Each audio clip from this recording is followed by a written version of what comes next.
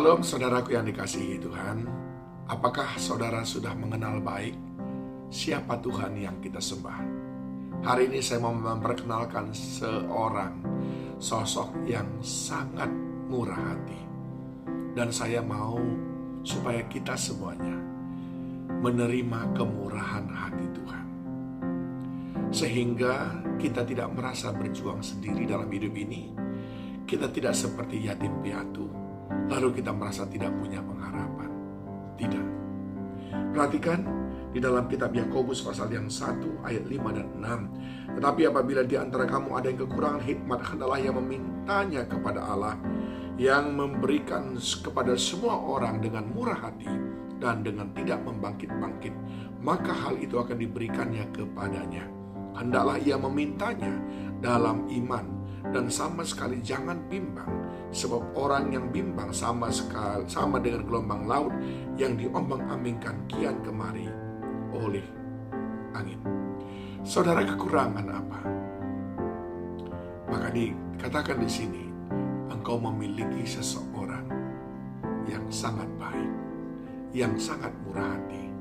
Dalam Matius 7 ayat 7 dikatakan, mintalah maka akan diberikan kepadamu, carilah maka kamu akan mendapatkan, ketuklah maka pintu akan dibukakan bagimu. Karena setiap orang yang meminta menerima, dan setiap orang yang mencari mendapat, setiap orang yang mengetuk baginya pintu dibukakan. Adakah seorang daripadamu yang memberi batu kepada anaknya jika ia meminta roti, atau memberi ular jika ia meminta ikan?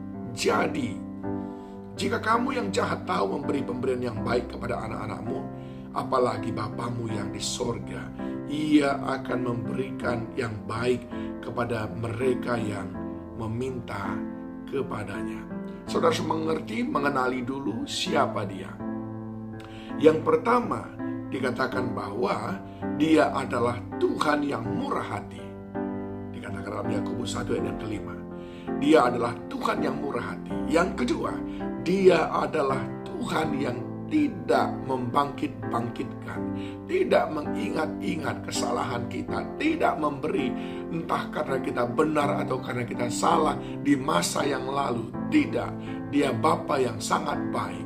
Itu sebabnya tadi dikatakan di dalam Matius 7 ayat yang ke-7 bahwa Bapamu di dunia yang jahat saja, kalau anaknya minta yang baik, dia tidak pernah memberikan sesuatu yang jahat. Demikian Bapa kita di surga. Dan yang ketiga saudaraku, dia selalu memberi yang terbaik. Ingat, dia adalah Bapa yang murah hati. Dia tidak mengingat-ingat pelanggaran kita, tidak mengait-ngaitkannya. Oleh sebab itu saudara, jangan merasa saya tidak layak, saya tidak pantas untuk dikasihi Tuhan. Tidak. Hari ini juga kalau engkau datang dan meminta kepadanya, dia mengasihimu. Dan yang ketiga, ketika dia memberi, dia memberikan yang terbaik padamu.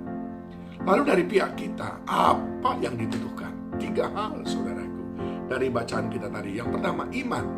Dikatakan asal engkau tidak bimbang dalam Matius 7 ayat yang ke-7 tadi. Begitu juga di dalam Yakobus 1 ayat 5 sampai 6. Hendaklah kita memintanya dalam iman. Ayat yang ke-6, Yakobus 1. Dan sama sekali jangan bimbang. Jangan bimbang. Minta dengan iman. Iman adalah kunci saudara mendapatkan kemurahan Tuhan. Yang kedua, dia berkata apa? Matius 7 ayat 7 dikatakan, jika kamu yang jahat, Bapamu yang di dunia meminta, kau minta dan dia memberi. Nah, dia ingin berbicara apa? Aku ini Bapa yang di sorga. Jadi dia ingin supaya kita membangun hubungan. Dia memberi kepada orang yang terhubung kepadanya. Sudahkah saudara menerima dia sebagai Bapa? Bapa yang baik.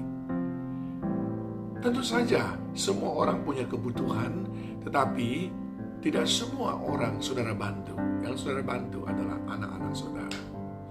Ada mungkin 20 anak di depan saudara, tapi yang saudara belikan makanan adalah anak saudara.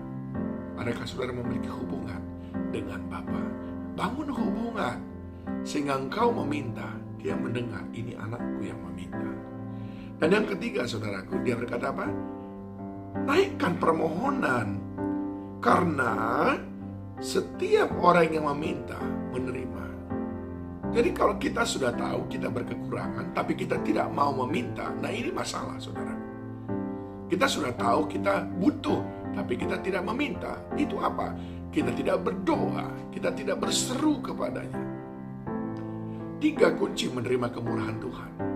Ingat, yang pertama adalah iman percaya, saudara. Jangan bimbang, jangan goyah. Yang kedua, hubungan kita dengan Dia, Sang Pemilik segala sesuatu yang murah hati itu. Dan yang ketiga adalah upaya kita untuk meminta dengan tidak henti-hentinya dalam doa dan permohonan, berseru siang dan malam seperti Hana meminta siang dan malam, seperti Elia meminta sesuatu yang besar. Itu mestinya yang kita lakukan. Maka kita akan mengalami kemurahan Tuhan. Sungguh Dia adalah pemilik segala sesuatu, dan Dia juga adalah Tuhan yang sangat murah hati. Tuhan memberkati kita.